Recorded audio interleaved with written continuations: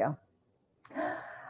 Hello, everyone. Thank you guys for being here once again as we wrap up yet another week of Padres baseball. I'm Annie Heilbrand. I work for the San Diego Union Tribune, and I've worked for the Padres broadcast as a sideline reporter in the past, as well as a radio host on 97.3 The Fan, and a multitude of other jobs. But definitely enjoy covering the Padres, and that's what I've been doing for many years now. Although today does remind me about the NFL draft, since it is draft day, and sitting at Chargers Park in the media trailer in San Diego for hours and hours and hours over 4 long days, waiting for the Chargers to make their pick. And then we would get like the guy on video and everybody would crowd around the video screen. And the draft days were something else. But I'm glad to be covering the Padres and bringing you baseball coverage. So Greasy, thank you for being here. I'm so glad that you found the channel. I have to tell you guys, last week I filmed and I don't think I hit, well, I didn't hit like record to YouTube. So I did this whole half-hour thing and I'm feeling good about it, and I end, and then I realized, yeah, this whole time it was just recording to StreamYard and not to YouTube. So I uploaded it to my YouTube channel, and I appreciate everyone who's watched it. But I'm happy to figure out the actual streaming. And so I'm, again, glad that you guys are all here. Padres went 2-4 on a 6-game road trip. They are still 17-8. That is the second best record in Major League Baseball. So we're going to get to all of that, plus some stories and some stuff that I've talked about with guys in the clubhouse. They have an off day today. They start a homestand tomorrow against the Rays and then against the Giants, and we'll get into that as well. But okay, 2-4 road trip. Greasy, since you're here, are you freaking out? Is the sky falling for you? Or are you sort of like, hey, this is pretty good? I mean, not 2-4, but to be 17-8 and have the second best record in Major League Baseball, this is why you bank wins, because when you go through some adversity like they're going through right now, you can lean on some of those wins. Obviously, you don't want to do that too long, right? You don't want to stifle away or bust away what is such a lopsided record right now.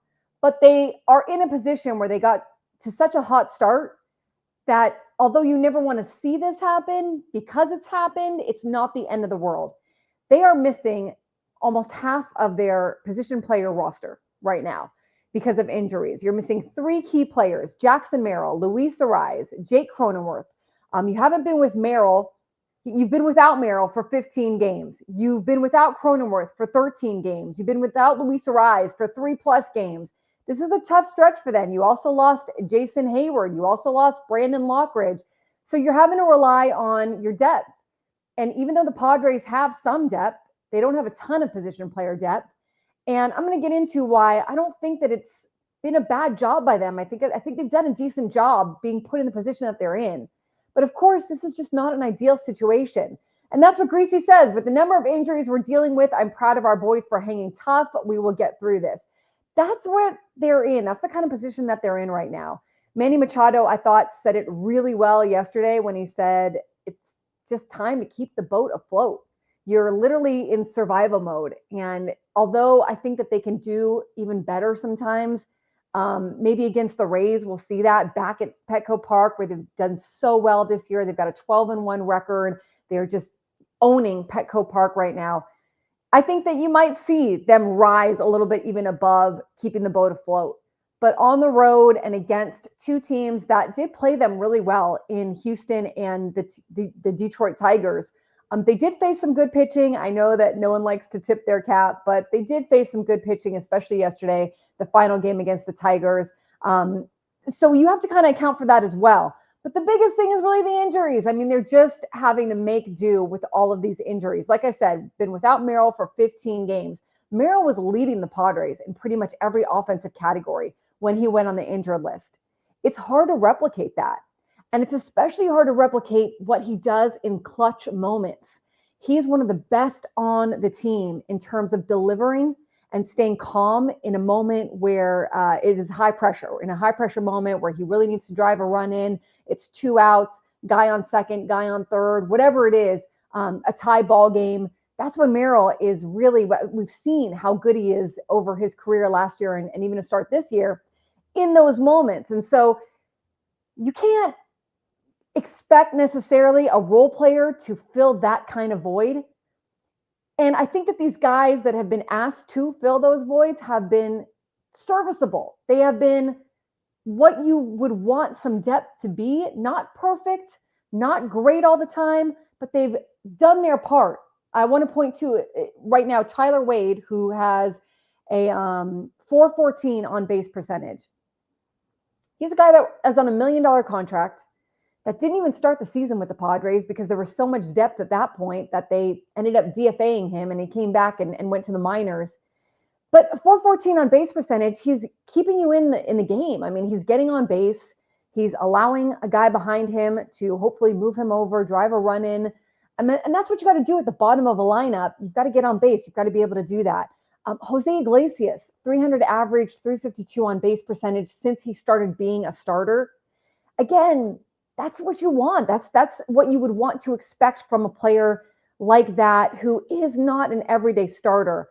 I would argue that Jose Iglesias could be an everyday starter, but for someone who is filling in on the depth position, for someone who, isn't expected to be your number one starter or be in that lineup every single day, they've been holding their own. You've had a little bit of drop off from guys like Xander Bogaerts, even Manny Machado, Fernando Tatis Jr. over this road trip.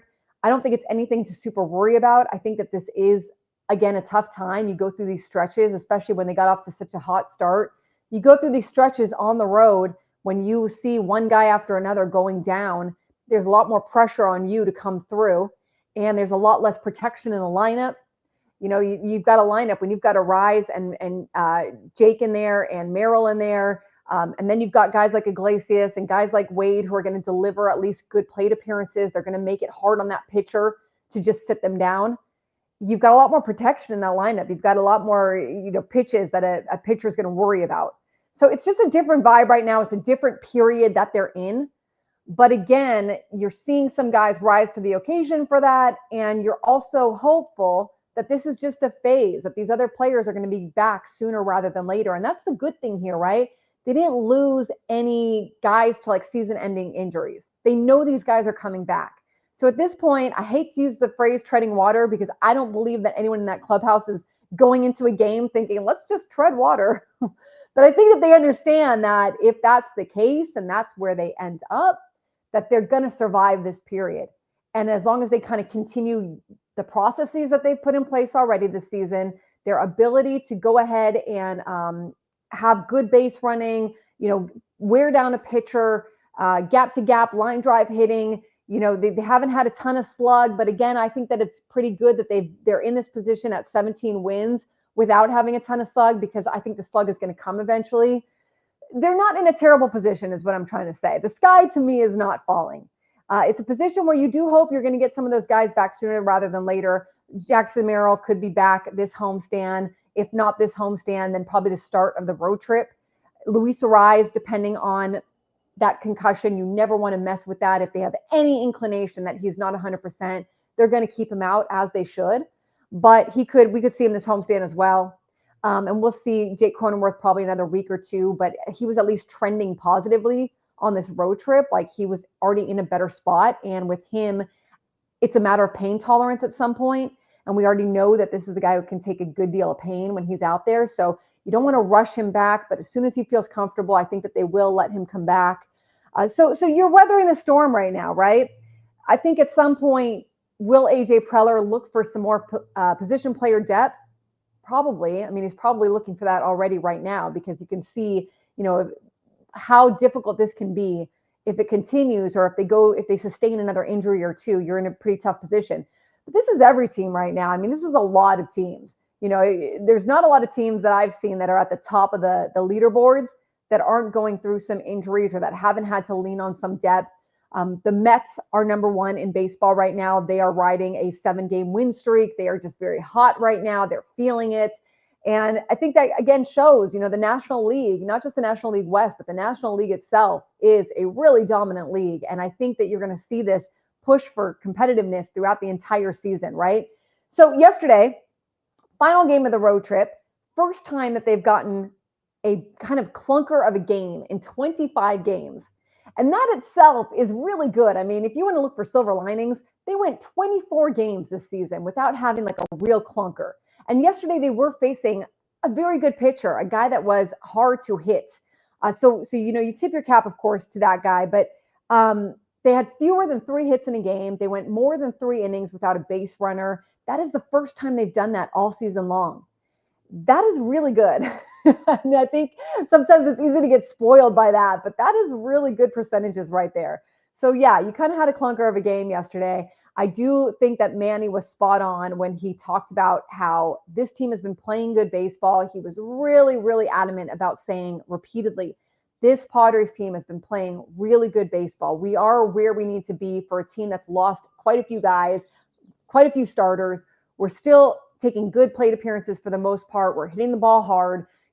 Everything is looking still fairly well. But runners in scoring position, when you've got guys with runners in scoring position, they're hitting 146. So thank you, Manny. You're right. There's a good spot, and that's over the 6-game road trip. So over those 6 games, they could have done better with runners in scoring position. Manny's right, and that's something where I think when you are a veteran in that clubhouse, that's what you say. You point that out because you know that that's a place that your team can improve.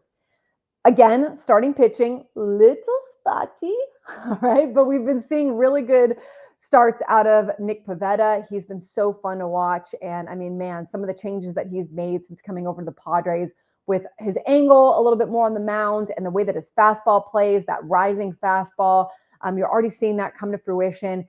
The trick for him is going to be to keep that up more consistently than not throughout the entire season. But so far, you're seeing him get off to the best start of his career. He's stringing together the best outings of his career so far, and that's really been fun to watch. Seeing him work is fun to watch. Randy Vasquez did not have a good start. I thought that Kyle Hart being able to turn around that bases loaded situation after that talk with Ruben Niebla and just settle in. This is what we've been talking about with Kyle Hart. You kind of have to look at Kyle Hart as a rookie. I mean, he did make his debut back in 2020, but it was when he had Lyme disease and during the 2020 COVID year and in a really tough position. It did not go well for him. So he's changed himself so much over the last few years and in Korea that giving him a little bit of a runway, I think, is the fair thing to do. And I do think that this is a pitching staff that can sustain that, especially knowing that Yu Darvish is coming back, especially knowing that I'm not exactly sure where they are with the minor leaguers. But essentially, I think that they've got a little bit of room there to allow him to have some starts like he had yesterday. I mean, in terms of the ability to turn himself around, to not let that first inning get out of hand. Only gave up 1 run in that bases loaded situation, but didn't let it unravel. Then came out and had a really good start. So, you want more depth, of course, but this is a bullpen that's also shown that they're ready to step up. A few hiccups for this bullpen, but nothing super serious, So I think that overall you're seeing a pretty good start from this team. And yeah, with that starting rotation, you're going to want to see more consistency on the road and at home, but they're still able to keep their team in games more nights than not. And that's pretty good. Jose Iglesias, I hope that you guys get a chance to, on this YouTube channel, watch that Q&A with Jose Iglesias or read it in the San Diego Union Tribune. His story is just absolutely remarkable. I mean, 13 years in the big leagues, defected from Cuba, literally walked across the border when his Cuban team was playing in an international tournament in Canada. He was just 17 years old. He walks across the border. He knows no one.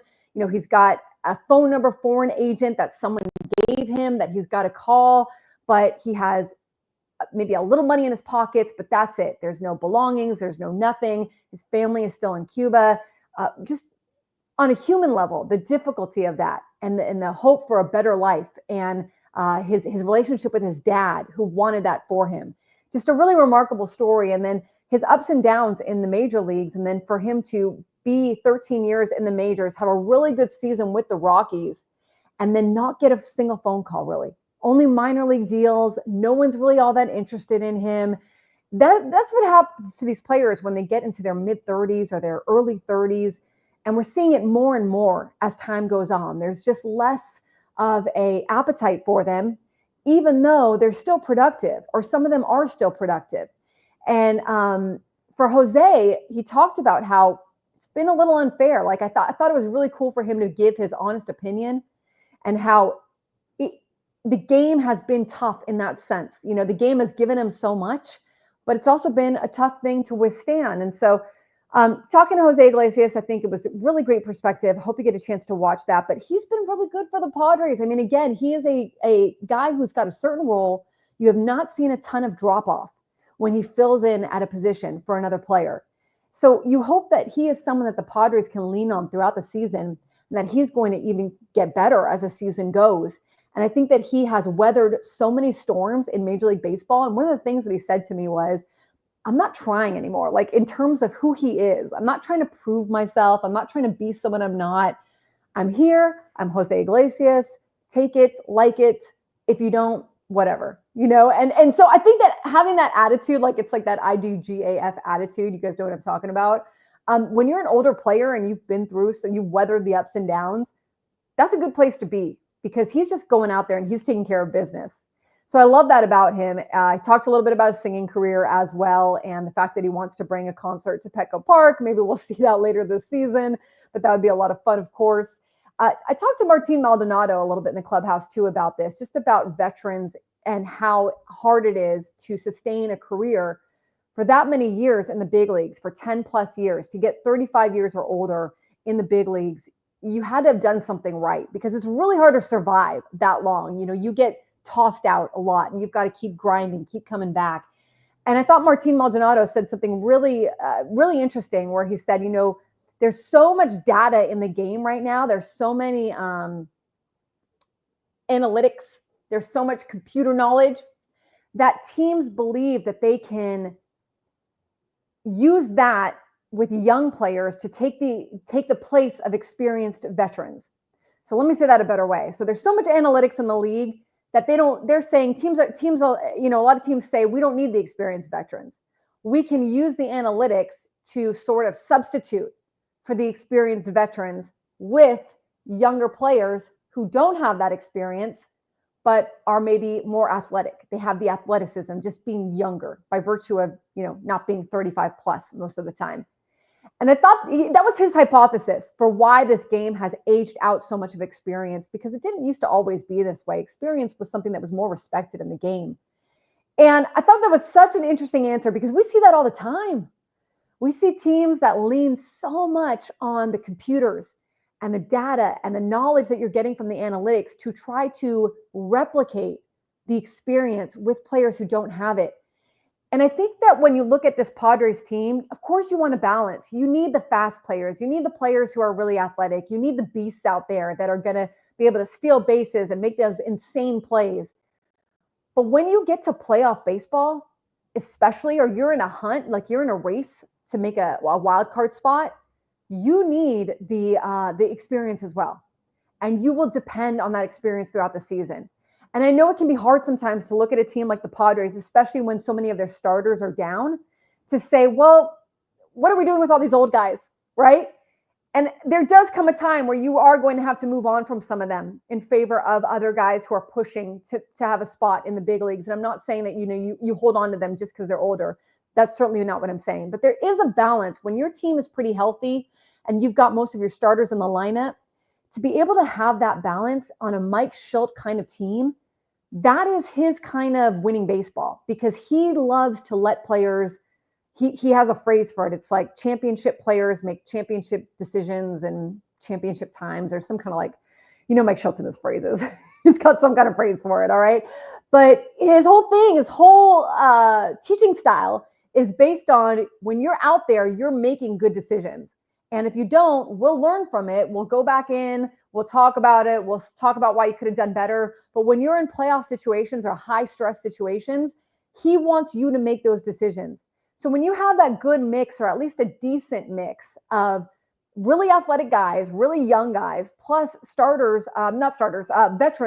who are able to kind of, bridge that gap a little bit, sometimes with experience, it can lend to a really good recipe for some winning baseball for this team. And so I urge you, as this team is kind of in a position right now where they're really having to lean on some of these older guys. Remember, these guys are not starters. Most of these guys are role players who have come in to play a certain position and then help out in the clubhouse. Even Jose said it the other day. His role is to look after Manny, to look after Fernando Tatis Jr., to look after Xander Bogaerts. When he's not getting ready for a game, he's pushing them. And he likes that role. He's like, this is a good time in my career for that role because I've done a few things in this game. So it's easier for guys to look at me as a player who might know a thing or two. And he understands this is what this Padres team needs. They need kind of that accountability within the unit, So I think that there's some pros and cons there. Of course, like I said, you always want the athleticism. You want the guys like Fernando or the speed like Lockridge or guys that are pushing and hungry at a young age to make the major leagues.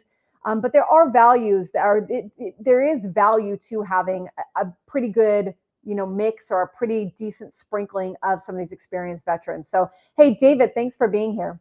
Appreciate that. But I think that they're in a pretty good spot. They've got the Tampa Bay Rays coming to town. Tampa Bay Rays not doing so hot. So maybe this is a good opportunity for the Padres to take the series or take 2 out of 3. Well, I think that, yeah, they're playing 3. Yeah, they're playing 3 games against the Rays and 2 against the Giants.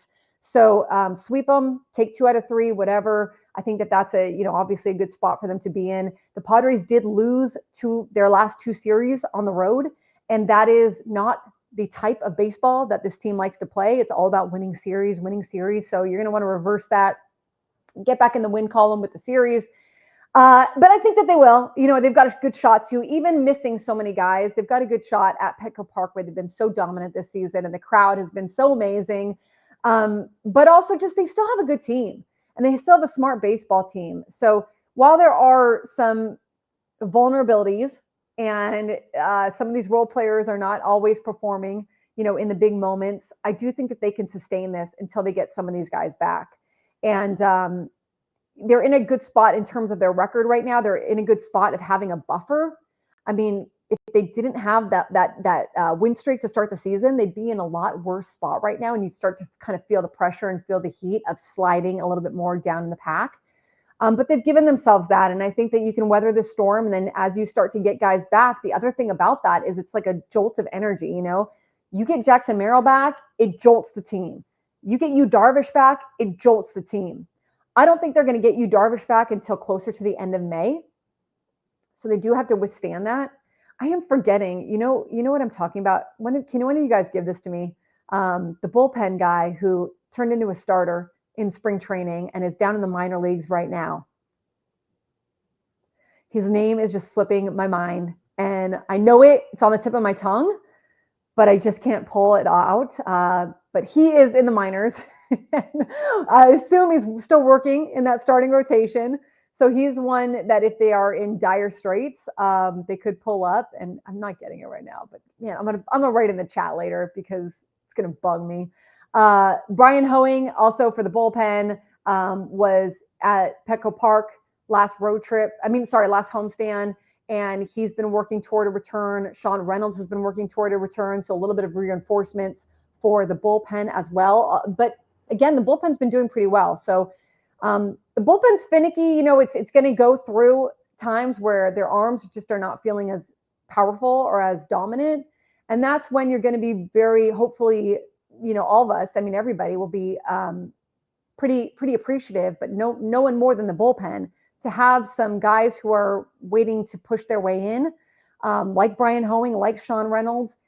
And you might see like a Alec Jacob go back down. You might see a Logan Gillespie go back down, who's really kind of their long man right now anyways. But again, you have some good stuff, in Alec Jacob, you have some good stuff. And so even if he does go back down, yes, it does suck for him, but you're going to need to kind of give these guys throughout the season a little bit of a reprieve. Their arms are not going to be 100% dominant all season long. So the bullpen is looking really pretty good. Jason Adam, man, that guy, he's fun to watch as well. Robert Suarez off to a good start. So it's a pretty good place for the Padres to be. But again, I just think that you're looking at a team that is keeping the ship afloat, as Manny said, keeping the boat afloat for now. And they're getting through it. They are not completely falling apart. And now you've got some games at Petco Park against some teams that, you've got a pretty good chance to get in the win column again. The Giants, I'm really interested for this Giants series. I can't wait to watch this one, right? So Giants are off to a good start as well. And all right, that both Bob Melvin and Mike Schultz are going to want to win those games. So I think that'll be a fun one to watch. You've got a team in the Giants that is off to a hotter start than I expected. And you've got obviously the Padres playing really well. And you've got a little history between these two teams and their managers and everything like that. So I'm excited to watch that series. Although it's only 2 games, there's not a whole lot you're going to be able to glean from that. But it'll be a good one to watch. So I love that you guys are here. I appreciate it. I don't think there's a ton of information that is super stressful for the Padres right now, or oh my gosh, what are they going to do about this or that? I think if we come back in a week or two and there's a downward trend, okay, you can start looking at things. But for right now, I think that you're looking at a team that is surviving pretty well based on the adversity that they've been hit with the injuries. The last thing I want to say, we are in April. We are in April. Does it not feel like 3 months of baseball has already been played? Think about just this month of games. It's 25 games for the Padres so far. And the storylines, the ups, mostly ups, a few downs. We're so early in this season still. And I know it is it boggles my mind, because it feels, honestly, to me, it feels like a whole half season of baseball has already been played. And it's been not even 1 month of games, right? So just think about that, everything that happened in April, and then think about what could happen in May. And then what could happen in June, So it's really important, I think, not to get too far ahead of yourself. And I think that the Padres are doing a pretty good job of that in the clubhouse. There's so much that can happen in just 2 weeks of baseball, not to mention a month, not to mention 5 more months, May, June, July, August, September, who knows what's going to happen in these next 5 months. But it has been a good start for the Padres, really one of the best starts that we've seen this club. Well, historically, yes, one of the best starts that we've seen this club ever get off to. And hopefully that is the same thing that we're, talking about or leaning on. This team is leaning on in September, getting off to that hot start and how much that helped them. And now they're gearing up for a playoff run. But man, there is a long way to go. So I know I was telling myself yesterday, I'm I got to pace myself a little bit, right? Again, the storylines have not yet been written, but they're going to come. The storylines are going to come. And hopefully they're looking back on this month, talking about how good it was to get to this buffer, but also how they withstood so many difficult injuries and they were able to come back from it. And that's just part of their story for this year. Greasy says, yes, it feels like we're in September still. Yeah, it really does. And I think that that's the playoff race feels like it's ongoing for the Padres. And I think that that's really because they're in this National League, not only the National League West, but just the National League. It's gotten really good. There's a lot of good baseball being played right now. The Cubs, the Mets, the stadiums are full. It's exciting baseball. And again, that's also why I'm pace yourself, right? I don't know if it's going to continue that way the entire season, through the dog days and everything, but at least to start off, this is as good as it's gotten for baseball in a while, where there's been a lot of fun games to watch. I found myself watching the Cubs and the Dodgers last night because it was they were at Wrigley and the Dodgers had lost the night before with the 1 run, and then they lost again with the 1 run and the walk-off and all that with the Cubs. And so, you're looking at teams, especially when you look at the Dodgers, everybody expected the Dodgers to just completely obliterate everyone else. And that's not been the case for them to start the season. Now, it might be the case for them at the end of the season, but so far, I think you're looking at a National League that is very competitive, a National League West that is very competitive. And I don't feel like I know yet, enough about these teams and who's gonna withstand the consistency. Sorry, withstand. What kind of word is that? Withstand. Who's going to withstand the consistency to be able to make it through September? You're going to have some luck on your side. You're going to have some things go your way. And we've seen the Padres kind of make some of their own luck so far this season. But man, I mean, this has been a really fun start to baseball to watch. And I think it's also, last thing I'll say, I think it's also that to watch players that are hungry, which is what we're seeing with this Padres team. And I think like what you've been seeing with like the Giants and the Diamondbacks and the Mets and the Cubs, like you're watching a hungry group of players. And it's just fun baseball when it's like that. I mean, when you're watching players go out there that really look like it's September right now. Like they're like every game matters. And, we don't want to just rest on, well, it's a long season. We don't want to just fall back on, well, we can make these games up. Like that is true. And both of those statements are true. But they care so early on. And I think that that's what's been really fun to watch, to see just like the buy-in from a lot of these players and teams and people that want to see, want to see some good competitive baseball and want to keep that hunger up. Again, you got to keep that hunger up for a long time. You can't just keep it up for 1 month or 3 months. You've got to kind of still go out there. You're in a point right now with players where like they're going to start to feel it more, as Manny talks about a lot, you come into the season maybe feeling 100% if you're lucky. And then every day after that, you're starting to fall off. Right. So I think you're going to see that not just with the Padres, but with everyone, where 1 month of games is done and you're going to see some guys start to settle in, get hot. They're gotten their rhythm now.